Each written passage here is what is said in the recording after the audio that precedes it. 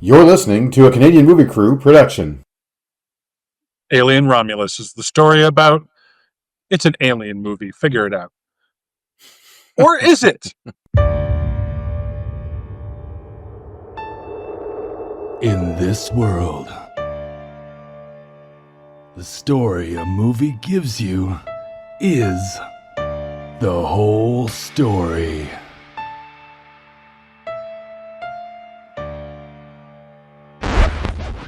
Or is it?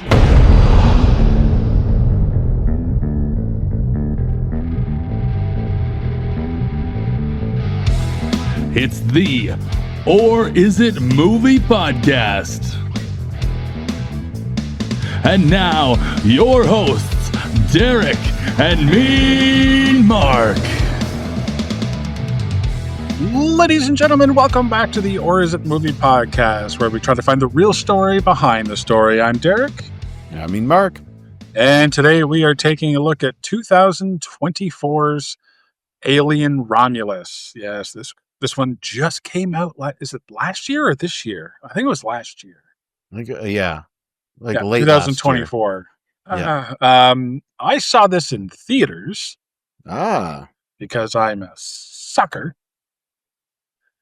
And Mark, you saw this recently on Disney Plus. That's correct. Yeah. And you came to me with this and you said, we need to do this.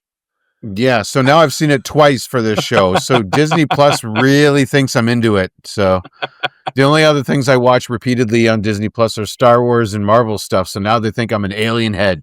I'm a Xeno head or whatever the fan base is called. Does it keep recommending Aliens and Alien Resurrection too? Alien Earth, the new series. Oh, the new series. Yeah, I haven't checked it out yet. I'm told it's very good. I heard it again last night that it's quite good. So, see, this is the problem with the Alien series is there's really only one story you can tell. And I think the fact that they've got two good movies out of it, leave it alone. Well, crossing over with the Predator, I think, was a natural step, despite how it turned out. I think it was a fantastic idea of the ultimate hunter versus the other ultimate hunter, essentially. Sure. And so putting those two together, the problem is humans got in the way of what could have been a really kick-ass action movie, like a John Wick style where nothing's said for a while and just stuff is happening on the screen. Yeah. Stay tuned. That was a natural leap. I do appreciate that, putting those two together.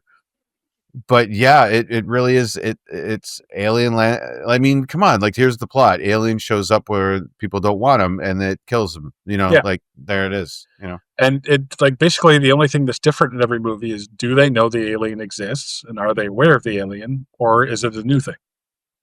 And how do they kill it? And how does the girl get away? Yeah. How does Sigourney get away in most of them? Most of them. And then the other, it's how does the girl get away, and who else gets to go with? Yeah. So we can welcome to the show Kaylee Spaney, David Johnson. David Johnson, who actually is really good. I just recently saw him in The Long Walk, the Stephen King adaptation. He does a really good job on that one. He is a good actor. I've seen him. Trying to think of. I know I've seen him elsewhere, and I really enjoyed it. He's going to be one to watch. Yeah. Archie Renault, Isabella Merced, Spike Fern, Eileen Wu, and Ian Holm, welcoming back nobody in this movie. Mm-hmm. It's nobody of note. Yeah, Mark, you brought this one. Well, so I gotta start off with a question, because it's been a while since I've seen the original Alien movie. Okay, and we've watched a whole bunch of other shitty movies in between. So my memory is very much so. And some good ones. And this is a direct sequel to Alien. This happens chronologically after the first movie. Okay, there's the question I should have asked, but didn't. So thank you. I was wondering what the timeline, because I was going to ask about the Nostromo. That is the ship that we see in the first one. Yes. Right? And so it gets blown up? Question mark? At the end? Remind me about the end of Alien. Was it the ship blows up and she has to take an escape pod or something to flee? Discharging gases drive the alien from it. It's been a while since I've seen it too. Oh, I was hoping your better memory than mine would work.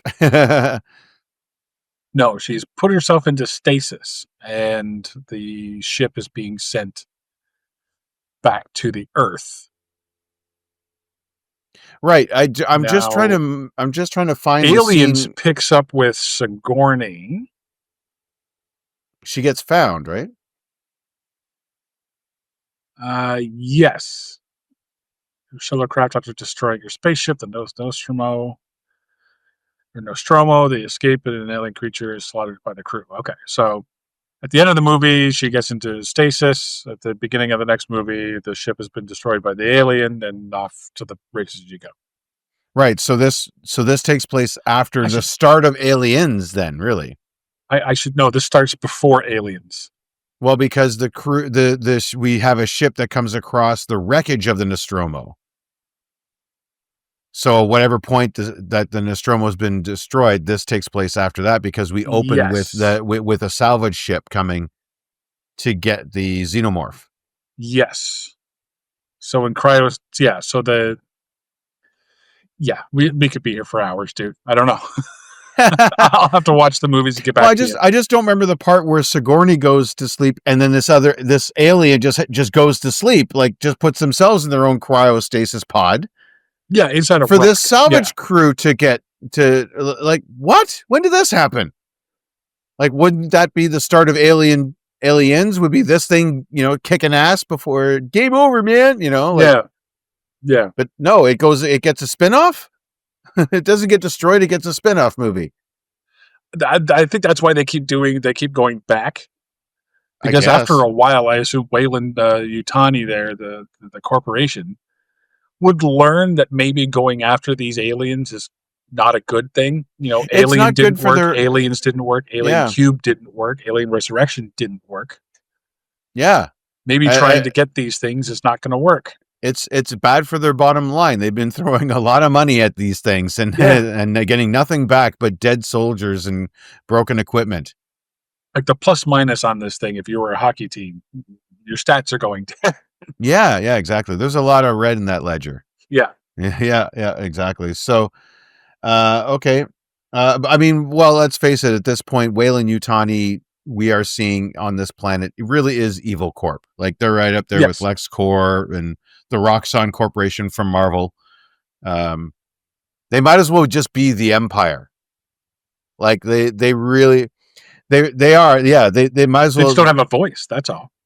Yeah, they don't have an emperor or a Darth Vader, leading the charge, and they don't have Star Destroyers in orbit. They might as well. Like just like holding like a gun to everybody's head. My next note says, "Did you try turning your brother off and then on again?" She literally does that later. She does that, yeah, for Robo Bro. Yeah. And if you like dad jokes, settle in. Yeah.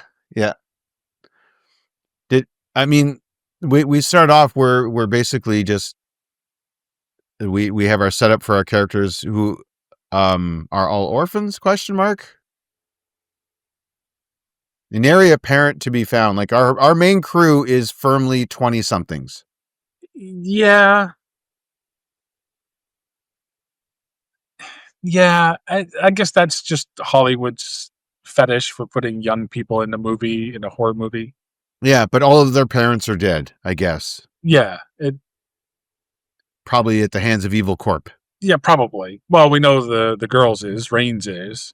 Yeah. To me, a horror movie is better when it goes against adults because adults have experience. Adults can make smart decisions. Yeah. So when they get outsmarted, you outsmart a teenager. Fucking math class does that. You know what I mean? Like, yeah, you outsmart a genius, depending on the movie. At least that's a threat. You know what I mean? So, what do I know? I don't make movies that make millions of dollars. So. Yeah, exactly. So we find out that she's going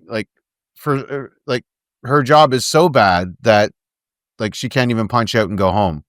Basically, like she's waiting for a transfer off, and she has to wait till she's done the 12,000 hours And then she gets told, "Oh no, your contract's been extended to 24,000 hours." Probably because your parents are dead. Yeah, did she inherit their hours that they didn't put in? Yeah, so basically it says too many people have died, and so there needs work to be done, and so you need to stay. Yeah. So It's basically now slave labor. yeah, basically it is. Now it would have been interesting had they said something like that. Well, due to your parents passing, you now have to complete their hours or something like that. Yeah. But no, that would be too interesting, I guess. Yeah. I mean, it's like a shitty situation. She has to get out, but at the same time, it's like, well, why not just go the extra? Like, why pull back on that? Why not go the extra mile and say, yeah, you inherited their hours. Now you can't leave, and this is why. Yeah. Right. So, because they're evil. So basically, the teenagers. It's just a lot of wasted time until we get into space. But all the teenagers are like, nope, we're out. Fuck it. Meet us after work. Bring your droid. Yeah. And so they meet up in the trailer park, I guess. It looks a lot like where they lived in Ready Player One. You know, the stacks. I was going to say, yeah. And so they're going to commandeer a transport ship, shoot themselves up into the space. Yep. Board is it the space station? They think it's a ship. They think it's a derelict ship that's up there. Right. It turns out to be an abandoned space station. Yeah. So the idea is that they need. So instead of packing 9 years worth of food, and I don't know where, I don't know what you're doing with the bathroom situation there for 9 years, but so instead of packing 9 years worth of food, they're going to get enough fuel to. I would make a room. Yeah. But well, it'd be the airlock. Really, it would be. Trust me, I'd find a place. Yeah. Open the door while you're in there in the airlock, you know. Luckily, they won't need to solve that problem. No, they won't need to solve that problem. No, they're gonna go to cryo sleep. That's how they do it. So it's a 9-year trip. And all they want to do is experience the sunrise. And I'm like, you have to travel 9 years for a sun? They have one. They just have to be on. They have to be on the ship to see it, I guess, because it's always cloudy. It's never sunny on this planet. Yeah. I did a little. What was it? The planet that they're on. Okay. I asked AI how long it would take. It's 65 light years away. Okay. Yeah, with current technology, that's 65 million years, approximately. Okay. Somewhere it would take the AI came back saying it would take millions of years. Yeah. To fly there with our current tech.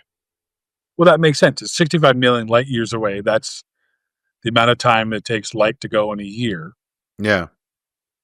If you're traveling at the speed of light, it's going to take you 65 million years. Or 65 years if you could go the speed of light, right? Because it's 65 light years away.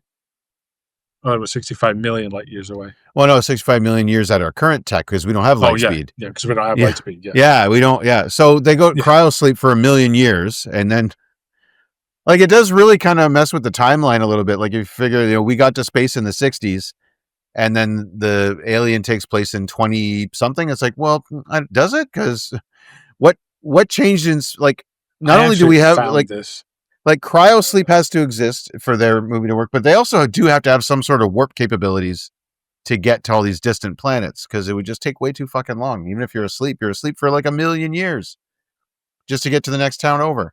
So Alien Covenant is 2093. Alien Covenant is 2094. Prometheus is 2093. I'm just going to go with the big ones. Sure. Alien Covenant's 2104. Alien is 2122. Oh my god. There's so many Alien franchises. Alien Romulus is 2142, so 20 years later.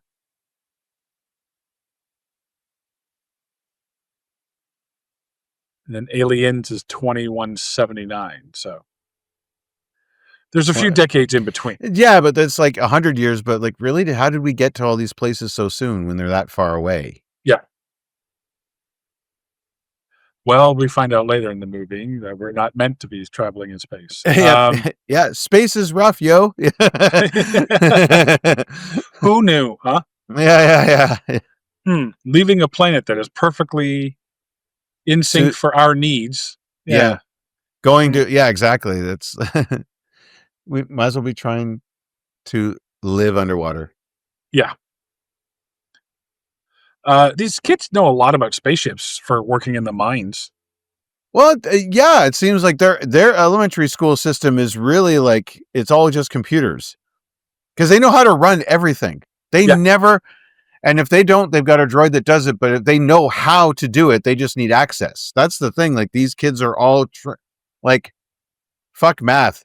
Press this button, then that button. That's now, to be fair. To be fair, a lot of those buttons are labeled. Yeah. You know what I mean? Yeah, I know, right? Like, so, yeah, up, down. Oh, yeah, was it remote on, remote off, like red and green, like They don't know how to they can't drive cars because they don't have them there. But they know the red and green maintains somehow, like into space. It translates into space travel. So, yeah. Yeah, this is crazy. They have the Nintendo Switch in the future, apparently. There's one guy sitting on the stoop playing. And he's playing Arkanoid. Yeah. Stupid. Yeah. So they get on the ship, and the big plan is to plug. What's the robot's name? Oh, Anthony. Oh, that's the guy. Yeah, the actor we were just talking about. That we were like, Andy. Yeah, Andy. We're going to plug Andy into an evil space corporation's intergalactic network. Yep. And it's a horror movie. What could possibly go wrong? I mean, possibly go wrong. Huh. That's the first thing that's ever gone wrong.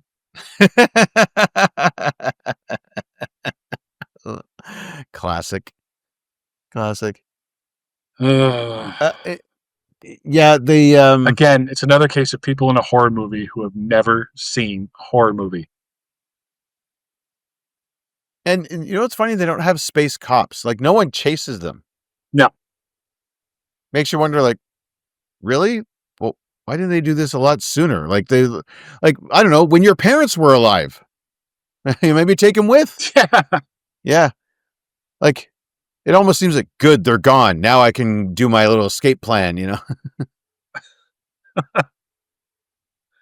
Yeah, that whole thing at the beginning of you have so many hours to do, that doesn't go anywhere because she just leaves immediately. Yeah, that's supposed to be her unction. She had 3 days to retirement, but then she got her retirement pushed back, I guess was the idea. Yeah. So she decides she's getting too old for this shit. You need to keep working. She's like, no, I'm too old for this shit. Yeah, thank you. Sorry. But yeah, I'm getting too old for this shit. And she bounced up. Me and my crew are out.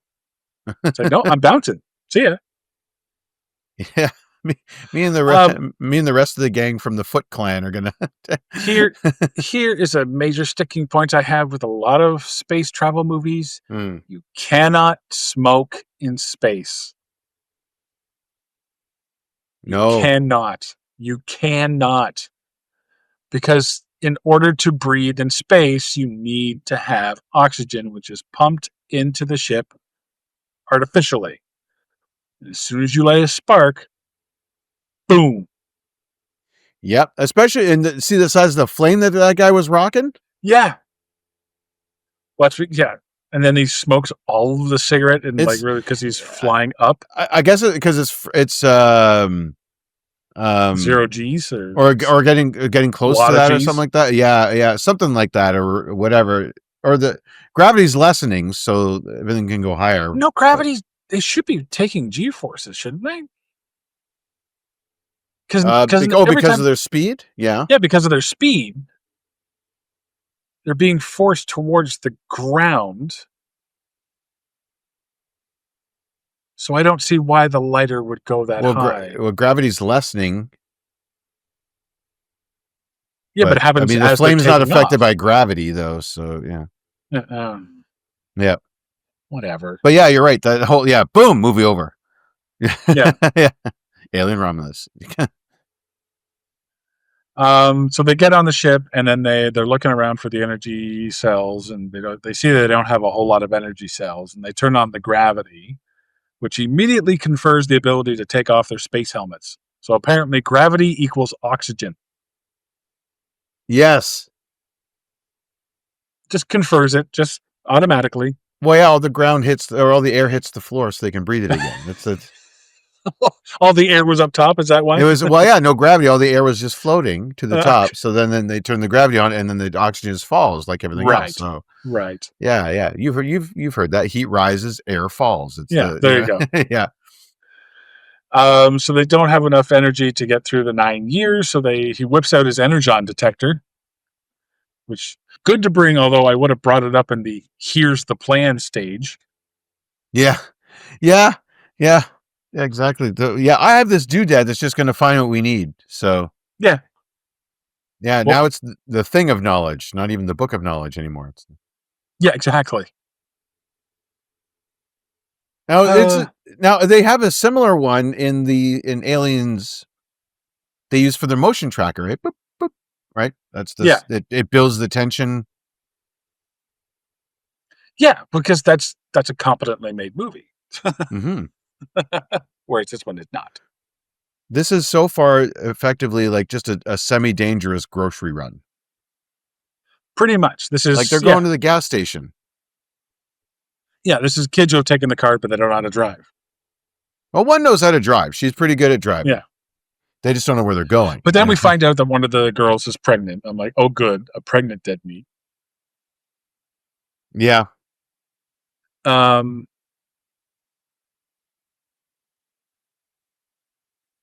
Is it just me, or does the space station look like it shits out those cryopods?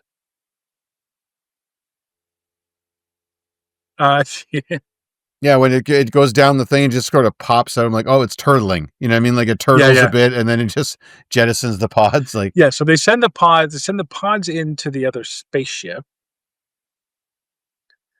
and they're looking for energy, and they find a room full of batteries, which is the same kind of fuels as the pods will use. Yeah. So they start unplugging them, and when they unplug them, they have to turn everything on. And this was a cryo room where all of the face huggers were frozen. Yeah, so the crew from the opening that we don't really see managed to get the xenomorph out of its hibernation. Yes. And it made a bunch of face huggers, I guess. Yes. Right, because it does the eggs for that, right? Like that's the life. Yes. One plants the face huggers that then infest people to make more aliens. To make the chest bursters, which then poop out more face huggers, and the cycle continues, right? Yes. Or no, you need a queen to do that, I guess. Later on you do. Apparently in this one you don't. Yeah, because they made a fuck ton of them. Yeah. And so, and I wrote a note, wait. You mean to tell me there are aliens in this Alien movie? Huh. Could have fooled me by all the fucking talking we've been doing. Right? Like, yeah, you're all dead meats. Let's get to it. And I gotta we've all seen Alien. We all know what's coming. There's only one way you can tell this story. Let's get to it. Yeah. I gotta say, our main character, this is now my second watch, right? So yeah, I kind of noticed this time our main character, kind of the anti-Ripley. Because very much so. Yeah, because and I'm not just saying yes, she will pick up a gun eventually, but Ripley, we got Ripley on the job. That's the thing. She was at work. She had a job. She was doing it. She knows what to do. She knows how to run the ship. That was her job. She was competent. This character, so far, all she's been good at is holding hair back while her friend pukes with morning sickness. And bringing the laptop. And coddling her robot brother. Yeah. That's all she does. She doesn't fly the ship. She doesn't know where they're going. She doesn't help get the cryopods out. Like, she's not a technician of any kind.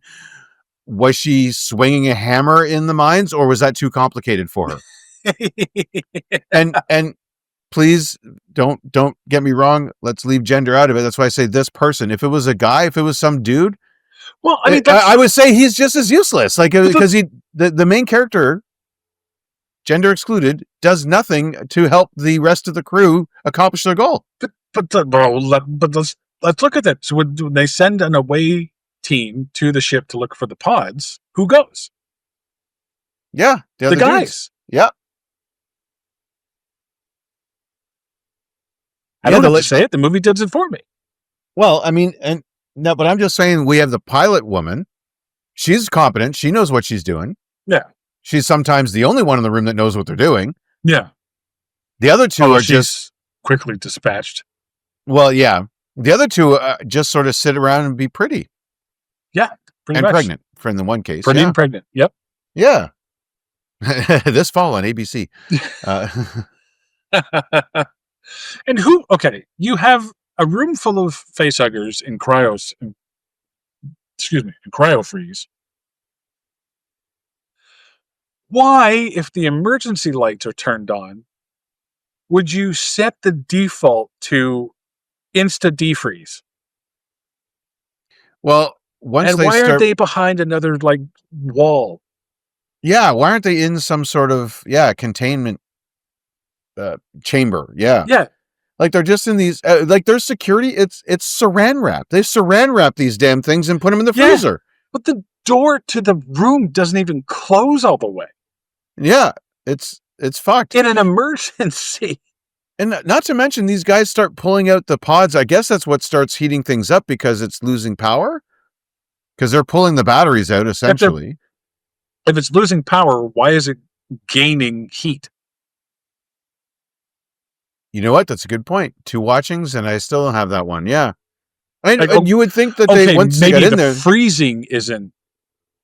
Yeah. The freezing isn't being redone, but I would imagine if you're minus the temperature you need to be cryo slept,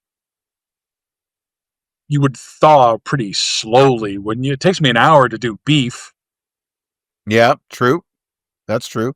And I imagine that room is not very warm to begin with, so it's not like it's getting up to a balmy 52 degrees or whatever they heat them up to. Yeah, but it instantly goes up to 85 degrees. It is kind of like you just flip a switch on your freezer and then all of a sudden it starts cooking everything inside. Yeah. Just goes from Insta-freeze to oven. Yeah. These new air fryers are awesome. They freeze my stuff and then they cook it right inside. Yeah. You're right. And you think this motley crew, they would see, there's things being frozen here, probably for a reason. Maybe we should move on to the next chamber and try and get some more ice. Yeah. Hey, look, this looks like an alien that looks like a little hand with a tail. Yeah.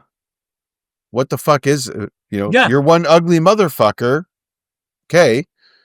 But yeah, what are we doing here? Exactly.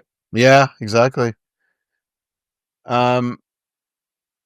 Yeah, okay, I did that. Yeah, if I was keeping one of the most dangerous creatures known to man on ice and had to create a redundancy for the freezing systems to go down, I would absolutely just make it a plastic bag.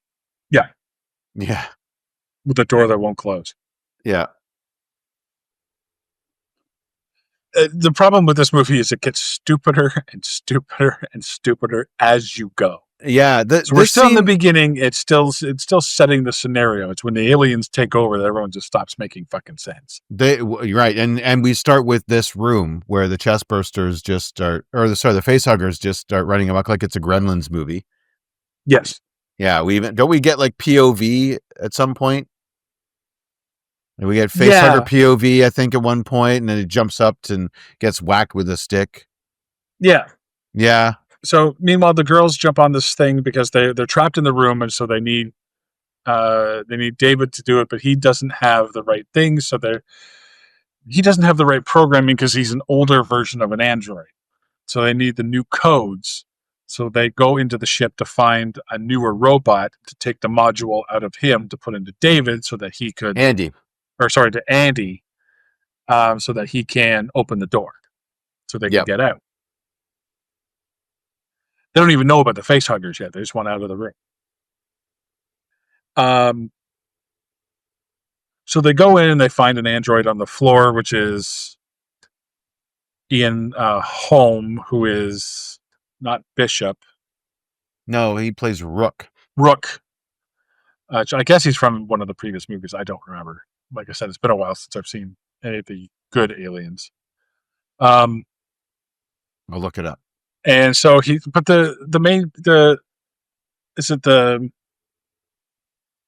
main character is looking in his arm, in his wrist, trying to find the module. And then the hand grabs her and starts, violently shaking her. She says to the pilot, "Hey, grab the module out of his neck." If you know the module's in his neck, what are you doing fucking around in the wrist? Yeah. But I don't know. But this is where, so they put the thing into Andy, and he's smart Andy. He's smart Andy, and now he has, when I say, this new chip is upgrading my AI and backstory explanation files. Because he starts waxing poetic about the aliens. So I also have a note played here. a guy named Ash in the first movie in Alien in 79. I don't need a close-up of the face hugger trying to insert its penis into the guy's mouth. Yeah.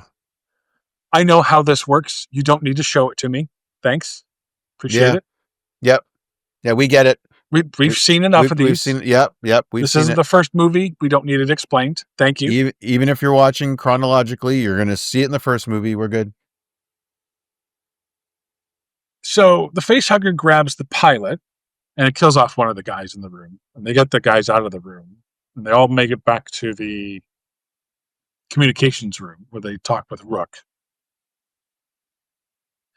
And Rook shows them a xenomorph that they've hung from the ceiling. And they're like, you need to get out of here. And you need to leave the pilot here because she's probably been infested. And she's going to have an alien chest burst out of her. Oh, no, wait, this is before. So the facehugger's still on. Yeah, they're trying to figure out a way to get the facehugger off, so they come up with this idea about freezing the tail, because they figure if they try and electroshock it or pull it off while it's still doing its thing, it's going to tighten its grip. Yes. And choke her. Yes. But meanwhile, you have Rook telling you, leave her. She's done for. Yeah. She's like, as good as dead. No, we can freeze the tail. Okay. You have an expert in the robot who knows what he's talking about. Yeah. And you, who have no idea what you're talking about, let's go with your idea. Yeah. Yeah, you've never seen these things before. You know nothing about them, but okay. It's your funeral. Yeah. Like, that's why firefighters don't come to your house and ask you how to put out the fire. They know what that's a good point. Doing. Yeah, you know what exactly. I mean? Yeah. Oh, thank goodness you're here, officer. Yeah, I'm glad I'm here too. Now what do I do? Yeah. Yeah. Yeah.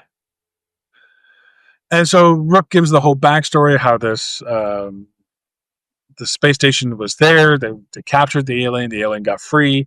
He shows videos of the alien destroying all of the crew members and splitting him in half. And he says to them, he says, look, they implant parasites into people's chests. They grow, and that's how they're born. Leave her behind. And they're like, yeah, whatever, bruv. He's all 6s and 7s. Like, come on. Like, I understand you have to make a stupid decision or two in order for the movie to happen. Yeah. But did you have to make this one? Yeah. So they bring her back to their ship. Yeah. Where she instantly dies. Yeah. She's just like, it's like the alien was waiting. Like, are we off the station? Great. Wow. Yeah. Hello, my baby. Hello. You know. And she even does the whole thing where she's looking at the X-ray behind her, and she's looking at things. She turns to the pregnant chick, and she says, "Don't let me die." I'm like, you have an alien about to burst out of your chest. I don't really have a whole lot of say in this situation. Yeah. And at that point, it probably hurts quite a bit. Maybe death ain't so bad, you know? Yeah. Like, at least this will be over. And trust me, what we're going to do is so stupid, you're going to want to die. Yeah. Yeah. You ain't seen nothing yet. And then she, in her death spasm, she kicks the joystick. So sending the ship careening into the station, luckily into a landing bay. They just they fell ass backwards into the right docking port on this entire space station. But it starts pushing the ship off its orbit around this planet, which has a ring. Oh yeah, that's because they hit a bunch of shit on the way and caused some fires. So yeah. So instead of 36 hours, they have like 45 minutes. Yeah, the axis. Their descent changes, and they're going to crash line into the rings. So now we have a countdown timer. That's rather inconvenient. Yes. You got some people on one side of the ship, some people on the other side of the ship, and so they're the main character and the pregnant girl's baby daddy, and the android have to go through. So a whole bunch of face huggers have infested the station. There's an alien walking around, or that's being born. Yeah. So they have to get through this certain section of the ship that has a whole bunch of face huggers in it. Yes. And the alien, so the android says, or one of them say, the android says that the face huggers hunt by heat signature. And they say, okay, well, if we raise the temperature of the room to match our body temperature, that will make us invisible. Okay. And I'm like, okay, good starting plan. But how about raising it past your body temperature so you remain invisible? Yeah. Like, are they going to show up on as cold spots if the room is like at 100 degrees and they're at their? They see heat signatures. Yeah. So if everything is bright red, they'd be blown out. Their vision would be clouded. You won't be able to see them. Yeah. Then you won't have to worry about being stressed or scared or sweating or goosebumps, which is stupid. It's kind of funny they had that same vision as the Predator, right? I'm surprised we didn't get that wow, wow, wow. You know, we didn't get the little facehugger scan. Like, oh, okay, fine. It's a good thing neither of them were wearing cowboy boots or high heels, during that scene. Conveniently, everybody's in sneakers because we're sneaky. Plus, also, you're saying that this thing is so their sole attack and modus operandi is to jump onto someone's face and mouth fuck them. And you're telling me that it's doing that based on heat signatures? Yeah. They're able to accurately jump onto your face and stick their dick in your mouth due to heat signatures. Yeah, it seems a little weird. Is everybody on the ship just finished smoking a cigar and that's how they can get to the hottest part? That's why the mouth is the hottest part? Yeah, why isn't it jumping up on like a shoulder or on the brain, a belly, right? Or the heart. Or the chest. What if I fart? Will it try and stick its thing up my ass? Stick a thing up your ass, right? The fun thing is the solution to this is just a good old fashioned, like a hockey helmet would be fine. Yeah. Visor, of course, full visor, but you just put a hockey helmet on, you're safe. Yeah, which they have. They have space helmets. Yeah. They know how these things work now. They've seen them impregnate their friend. Yeah, just put a helmet on. Right? Yeah, face shield. Face shield and maybe something around your neck, like a, All he needs is a piece of metal. Yeah. Right, for a collar. Or a collar. And then it'll try and squeeze and won't be able to squeeze the metal. They're not that strong. Yeah. Yeah. Like, seriously, a medieval knight could fight these things. Yeah. Except for the acid part. That is problematic. But like a medieval knight suit of armor, that's it. It's got neck and head protection. But these aliens are not as scary when you think that they could be taken down by the people from medieval times. Yeah. You just need the acid problem solved. I don't know how you do that. You just don't shoot it. Yeah. If you don't get a face hugger in you, you don't get an alien. That's true. So you just have a bunch of face huggers. Yeah. So then you could just, I don't know, shoo them into the airlock. And yeah. You just get a broom. You just start sweeping. Plus they had a flare and they threw it to the side and all the face huggers ran to the flare. And then they figured out there was nothing there. So they started running after them. Get more flares. Yeah. Flare gun. Yeah. And throw them further away. Or just send Andy with one. Yeah. Couldn't Andy turn his temperature up? Well, at this point, Andy, we'd find out, is now evil. That's true. Right. Because he's now been implanted with a Weyland-Yutani chip. He is now, his prime directive is to do what's best for the company. Which apparently means get the Xenomorph to Earth. Well, not quite the Xenomorph. Not quite. You can tell Andy's evil Andy because his accent changes from lovable Cockney, scallywag to ragamuffin. Ragamuffin, yeah, lovable Cockney accent to proper evil British.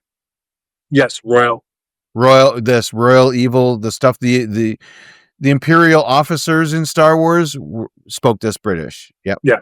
The rank and file, a lot of Americans actually, but the proper British, like your Grand Moff Tarkins. Yes. Right. Yeah. So he turns into Tarkin Town, essentially. And then, so the pregnant girl is running away from the alien. She's trying to open the door. She does open the door. She runs through the door. She doesn't bother closing the door. Yep. It's a giant fucking keep you safe door, but no, keep it open. So Andy leads the characters, the sister and the baby daddy, to the science lab. And this is where we find out what the space station was supposed to do. Sorry, I don't think that was baby daddy. It was baby daddy. No, it was her brother. Who was the baby daddy? Because remember, he later finds out that she's pregnant. He does the turnaround. Right, but no. That guy is her brother. So they have a conversation. They have girl talk. Back when the guys are actually going to do the things, and the three ladies are on the ship. She gets her morning sickness. Yeah, so it's a random hookup. She got pregnant. Basically, don't tell my brother. Oh, okay. It was even more chaste than that. Like, he didn't lose a child; he lost his sister and nephew or niece. Right. Okay. Yeah.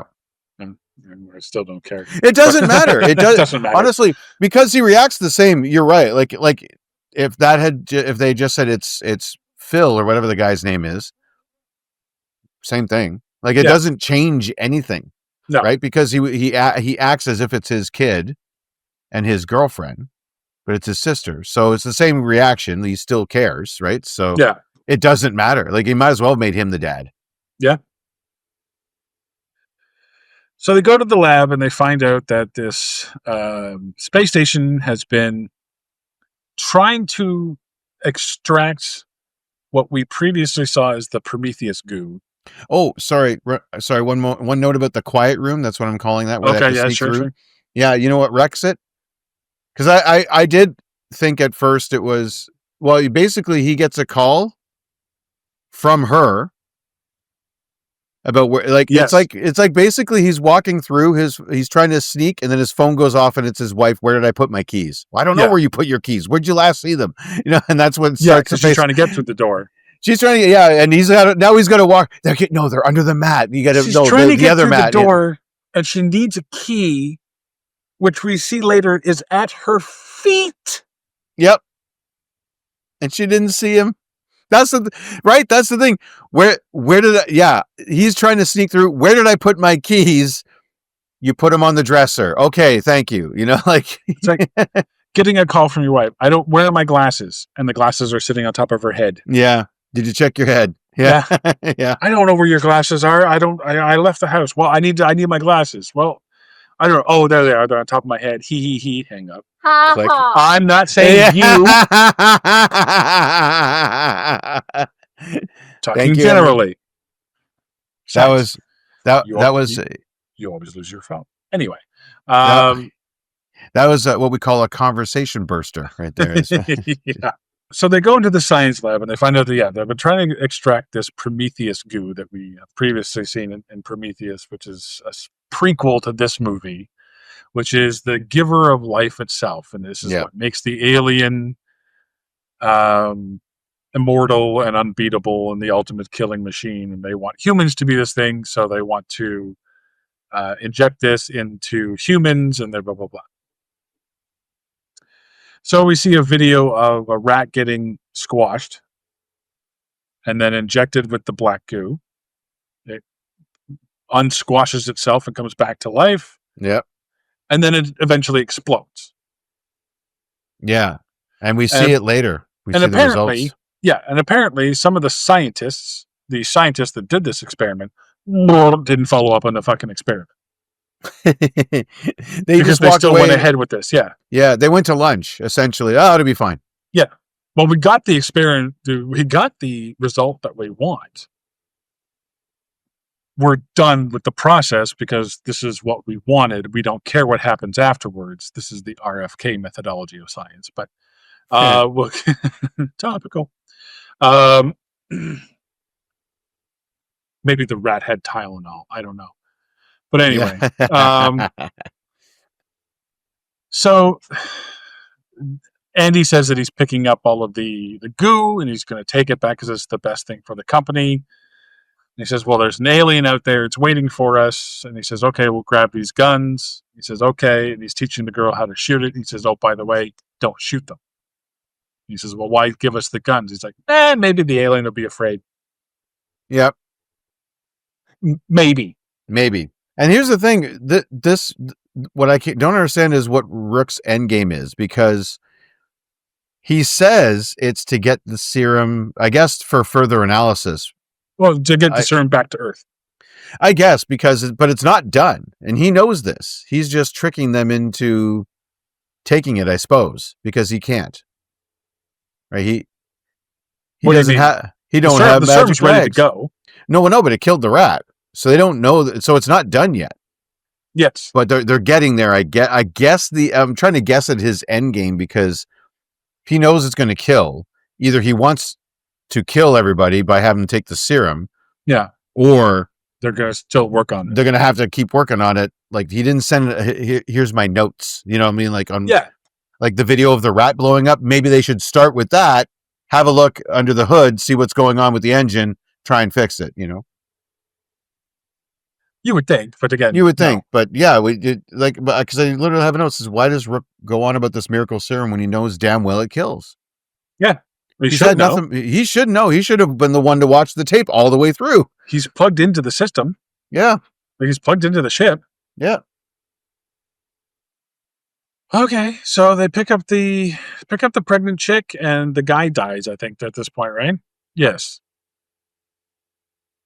Yeah. Yeah, the guy he tries to electrocute an alien inside the birthing pod, and the thing stabs him in the back.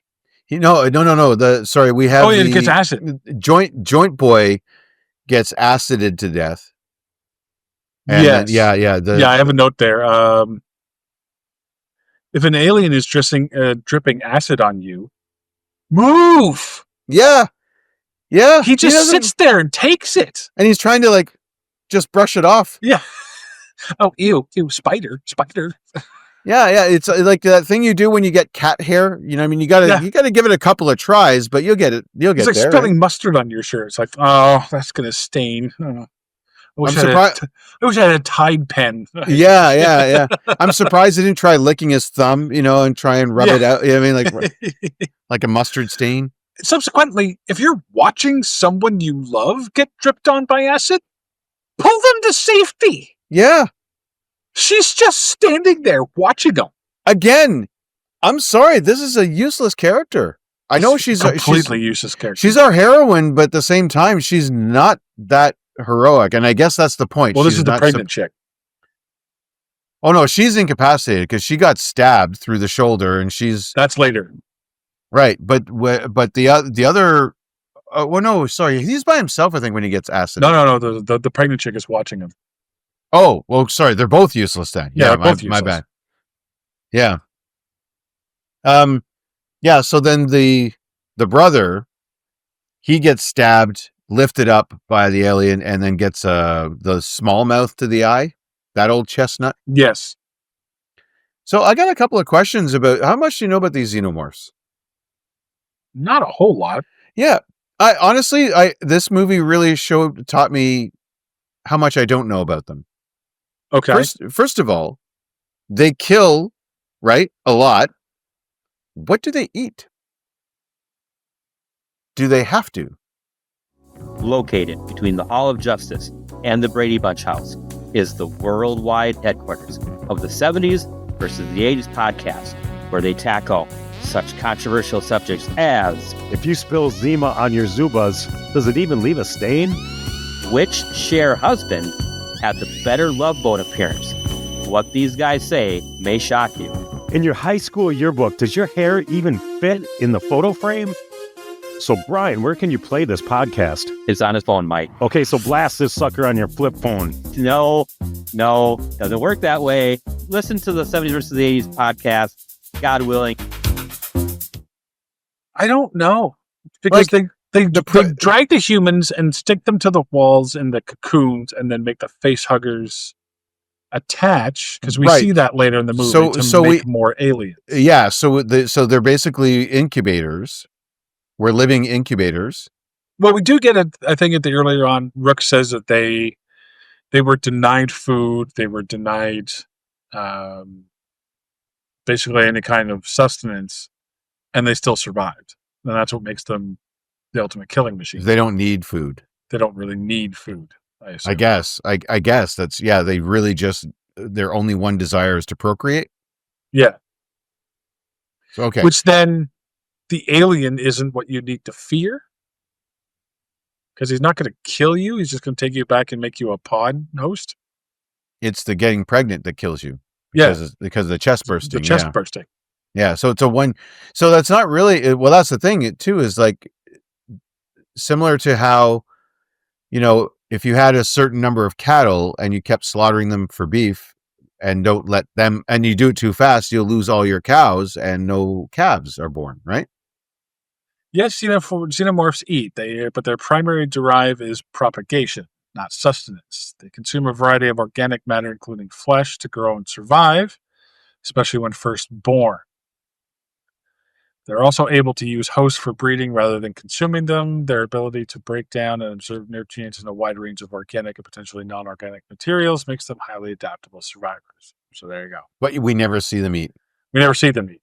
I mean, it would be kind of like, it would add to the horror if after the chest burst happens, if that mini alien turns around and eats the host, the host body, you know what I mean? Because it's like a baby needs food to grow, right? Like that would be kind of additionally horror. You see this little thing, now it's just killed its host, climb up, start eating the face, or whatever. Like that would be kind of interesting. Pretty much eats anything, and the deleted scene from Alien, the creature eats all of the crew's food in its storage. Oh, well, there you go. Oh, it raids the fridge. Okay. Alien 3, they're shown eating people. Yeah, we saw that. Did we? And they also eat metal. Oh, that was the dog one. Their chitin. Yeah. So, all right. Well, it eats what? Okay, there you go. Oh, well, it's a good thing they eat because something has to, like the other thing I figured about them too, they have that long head. Yes. I think so. Part of it is brain, but I think the rest is just goop glands because of the various goops that drip off of them. Some are acidic, some are just like just slob. Saliva. Yeah, and a lot of it though. Like they've got a big ass goop gland up there that just constantly pumps out spit. The drip goop. Yeah, the goop gland. Yeah. So they keep shooting for the goop gland when they're shooting at the head. That's what I'm saying. Yeah. And then the other question I had, that stuff on the walls, is that their poop? Is that what they're making, like, is it shiitake that they're doing? Well, it's not blood. Well, you know that. Like they're not, it's not like, they're not going to the hardware store and getting a bunch of lumber to make this stuff and with hammer and nails or whatever. Like they're not bending steel. It's, what is that organic? Like if they don't eat, how are they making all the goop? How are they making all the acid? How are they making all the shit they put on the walls? Like, where is that coming from? Yeah. Like you thought spider webs coming out of Tobey Maguire's wrist is weird, but no.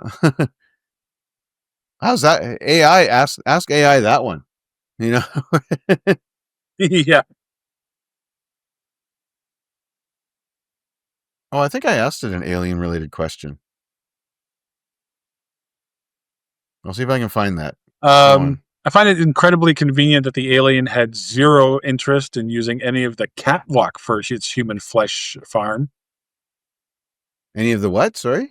You know, there's a big long catwalk in the middle of the aisle where they find all the things. So all of the humans are on the walls. Yeah. With the dead face huggers that are coming out of it. Nothing on the catwalk. Nope. Nice the alien had no interest in the catwalk. We then get a classic shot of one person determined to complete a last-minute change of plan while looking face-to-face to another person who is scared and crying. Oh, yes. That's a horror movie trope. Because now she's going to send the pregnant chick who has survived the alien attack. Because of course she did. I'm going to put her in the elevator, go back with the gun to get Andy, who is de-evilized. Yeah. I think because of an alien attack. Yeah. See, your problem here, you got him switched to evil. You click, you know, like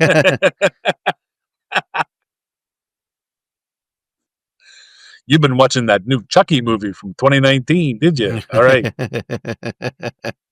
Yeah, he's got to switch on the not evil chip. Yeah. And so she's going to send them up, and then she's going to get Andy, turn him back good, and then drag him to the thing. Now, before, when Andy had a chip removed, he went and he needed to restart, which took a couple minutes. Yeah. In this one, no restart time required. Well, they seem to fine. They seem to knock him out. Oh, yeah, that's true. When they put the chip in, he restarted, but now apparently he can roll back to his previous version, no problem. Yeah. Yeah. Okay. So they're trapped at the one end of the catwalk, and they have to get to the other end of the catwalk, and there's a bunch of aliens in between, and there just happens to be, and it's a good thing it's there by the door, because I assume it's by every door, because why else would it be at that particular door? Yeah. There's the gravity turn off switch. Yeah, that's what you need when you're going through every door. Do I need gravity for this door or not? Yeah. Well, she says, because Andy tells her you can't shoot the alien because the acid blood will fall to the floor, and we're on the ground floor of this ship because apparently gravity exists. There's no reason for gravity to exist. You're not spinning, but anyway. But if the alien blood falls, the acid blood falls to the floor, you're going to open up a hole in the bottom of the ship. You're going to open up into deep space, and you're all going to get sucked out, and you're all going to die. Right? Yeah. So her genius idea, turn off the gravity, then shoot the aliens, fly around all of the floating acid blood, and get back to the thing. Get back to the elevator. Yeah. Okay. Great idea, you idiot. Because now instead of worrying about the acid blood hitting the floor, you also have to worry about it hitting the floor, walls, and ceiling. Yeah. Yep. And you. And you. And yourself, yeah. You fucking idiot. I mean, not many choices left at that point, but yeah, But it works, because of course it does. Of course it does. Yep, they just fly around. And then she says the elevator won't work without gravity. If it's made right, it will. But it wasn't. It's all the elevator cab stuff, like, I guess it won't. We see it break, but there's no reason for it to break. No, it shouldn't be on a cable. It should be on. It doesn't matter if it's on a cable. The cable should be tightly wound around two spindles. Yeah.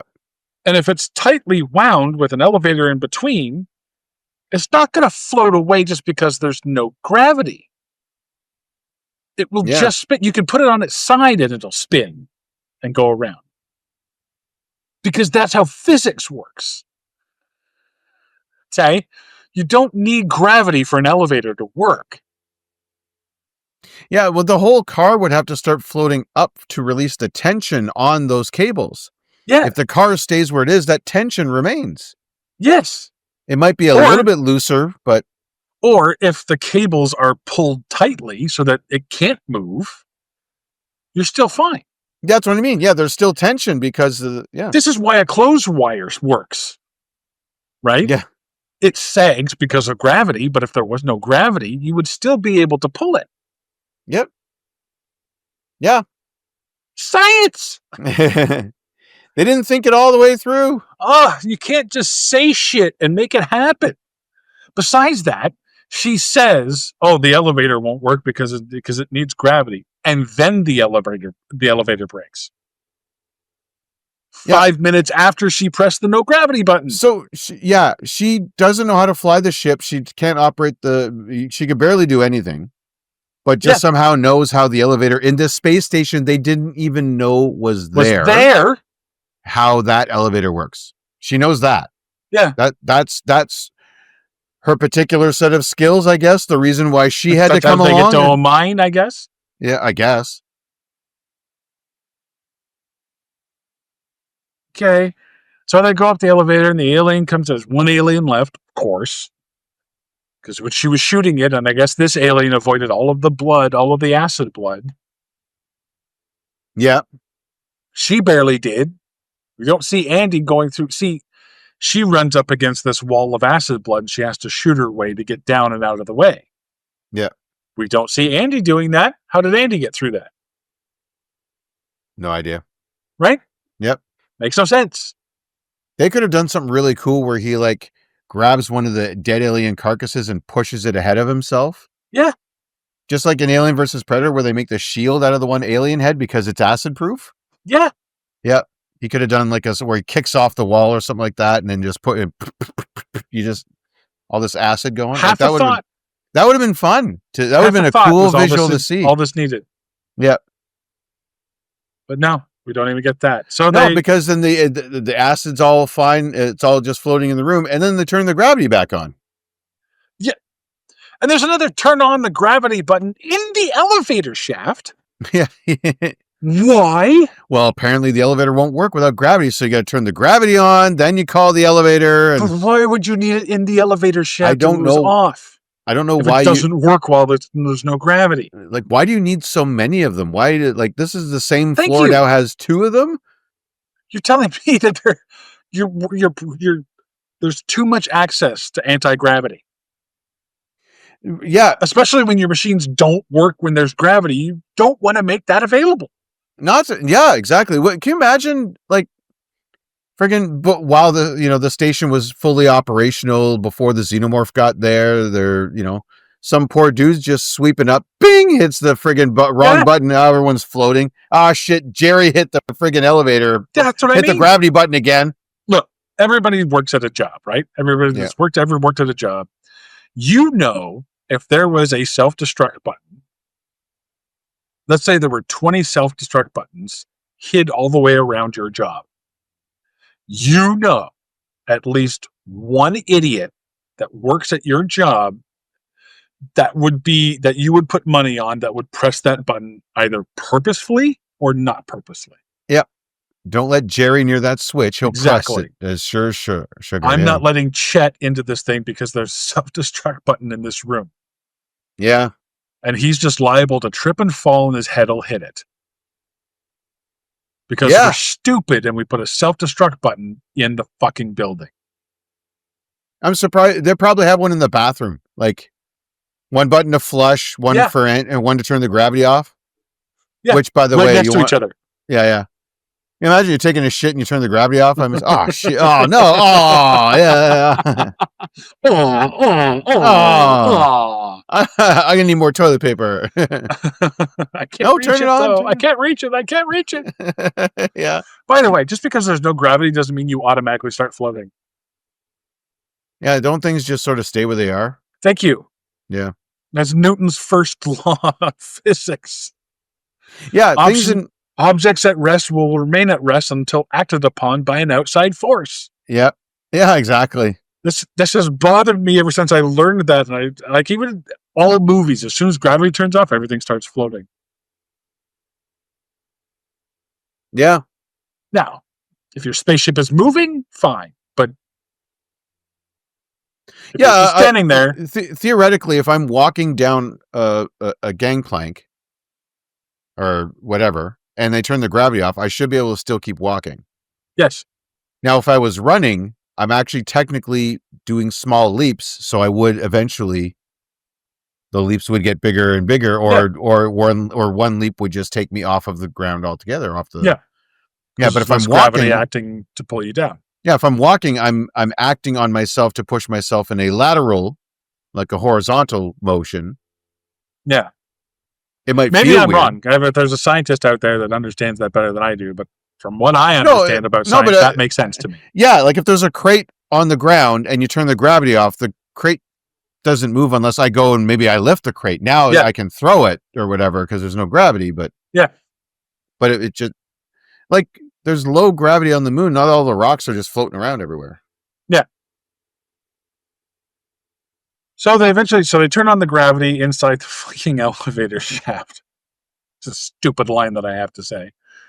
But they also, the alien catches the main girl in its tail.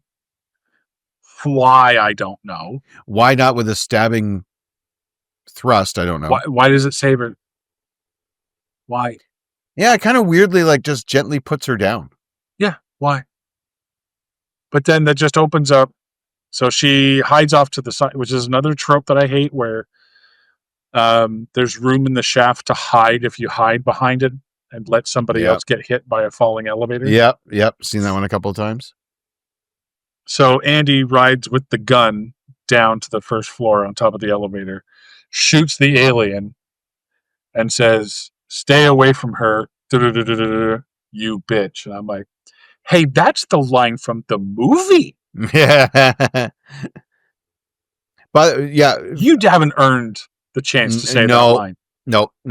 Sigourney should be pissed. You do not have clearance for that. I like that actor, but this movie didn't earn the right.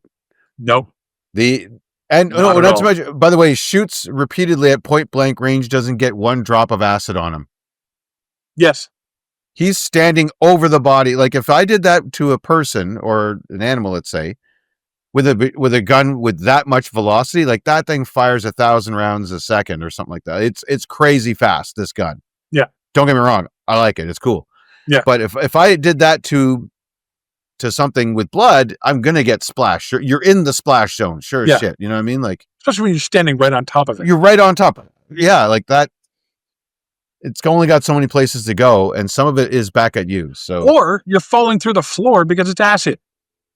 Yeah, what happened to that part? Don't shoot him because acid falls through the floor. When the thing fell, the elevator was bigger than the hole, so it plugged the hole. Oh yeah, that's right. Yeah.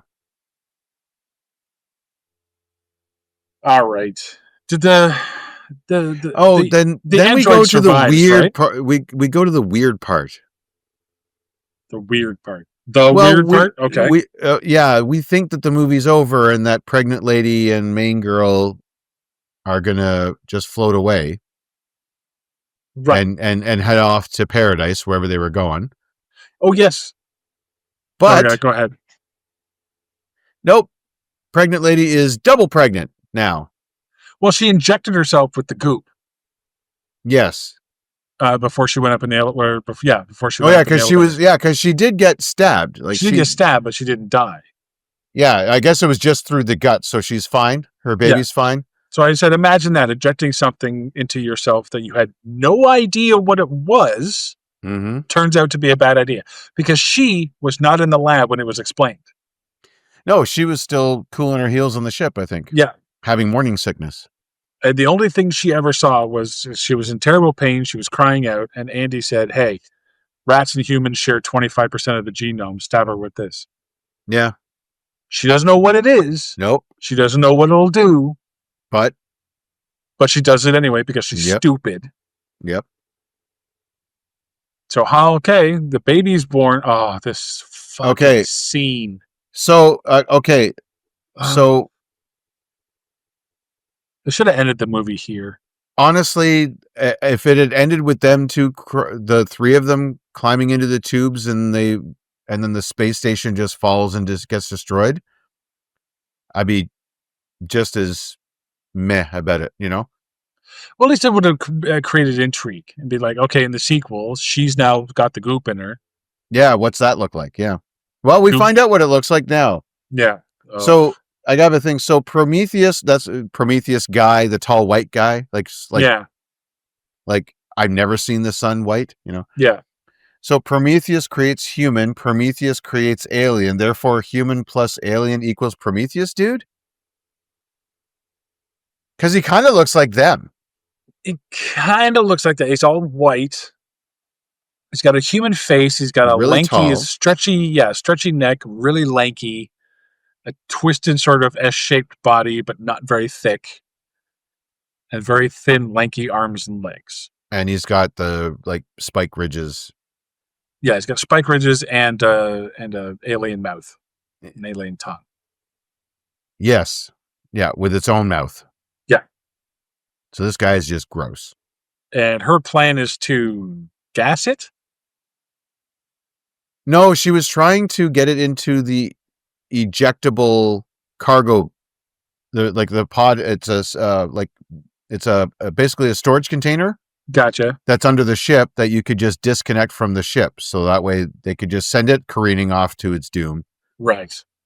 But she has to. But of course, they've got they got turn the gravity off buttons everywhere. But the release for the clamps, for the shipping container are for some reason in the shipping container you want to release. So you have to be in it to win it.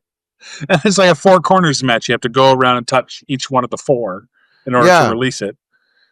But she's smart. She gets into a spacesuit, which, by the way, is cloth the best? I don't believe so. Fabric for an airtight spacesuit? I wouldn't think so. I would think that cotton breathes just a little too much. Why does this look like a sweater your grandmother made you? Yeah. It looks like it's made of tweed. Yeah. Looks like it's made from a burlap sack. Yes. We took a bunch of potato sacks and then put a face shield on it. And then that's it looks like the spacesuit from the alien, the lizard alien from what's the video game Alien movie from the 80s? The kid plays a video game. He gets really good at it, but they find out that it's The Last Starfighter. The Last Starfighter. The alien trainer that he has there. Yes. And I'm just like, okay. And then, so she tries to eject the thing, and it does get ejected, and she's hanging on to a rope. Oh, but Lord and surprise, the alien's still on the ship because it didn't go off with the thing. Like, well, no, just this ugly ass dude is. That's what I mean. Like this alien human hybrid. Yeah. It's like, and again, this is another case of this movie playing the game of nuh-uh. Yeah. Oh, it's in the thing and it goes flying out? Nuh-uh, it's on the ship still. Oh, she killed it? Oh, nuh-uh, no, she didn't. Yeah. Golly. So I think she eventually gets onto the escape pod, right? Because she gets back onto the space station as it's crashing into the ring. She gets onto the escape pod or the escape ship or whatever. Yeah. The autopilot button turns on for no reason. Right. Just magically turns on.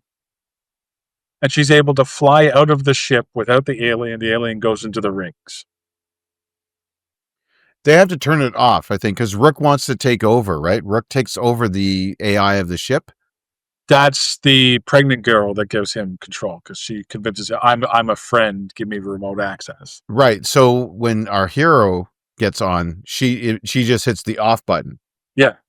So she solves AI. Like all of our AI problems are one big red button. Boop, turn it off. But before she gets back to the thing, she gets back onto the ship and she's ready to go. And then the camera literally looks at the autopilot button, just boop, turn on. Yeah. It's not pressed.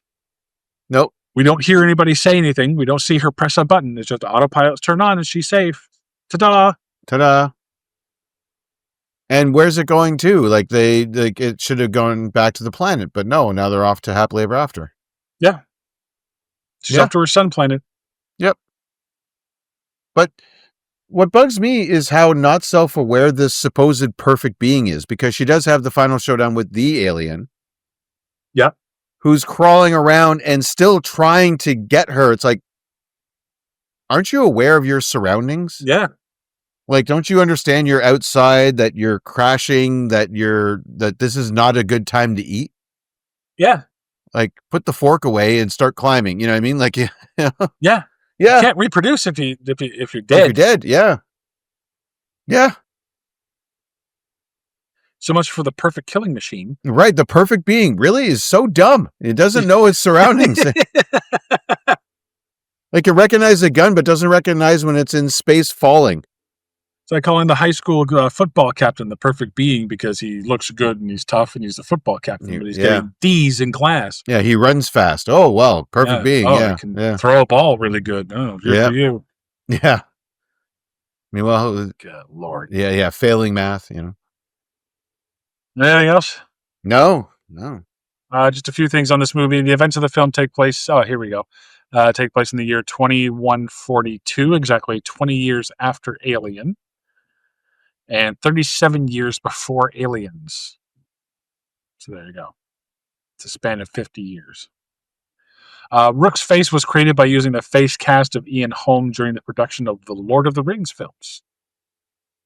They do in IMDb. They don't credit him as being in the movie as a facial and vocal reference. Yeah.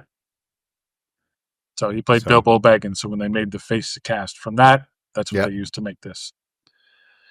This is the second highest grossing Alien film after Prometheus, proving that you don't need to be good to be popular. Yeah. Yeah. And the special effects team, do you know how they figured out how to make realistic looking aliens and face huggers based on the original design from the 1979 movie? AI? They looked it up on YouTube. I have to say, the aliens look good in this movie. They do. Special effects are good. That yes, honestly, you are right there. I can't say anything bad about the special effects. Like, they, as dumb as some of the ideas might have been, they did accomplish it. The anti-gravity stuff looks very natural. Like it was like they actually were in that situation and just being whipped around or whatever.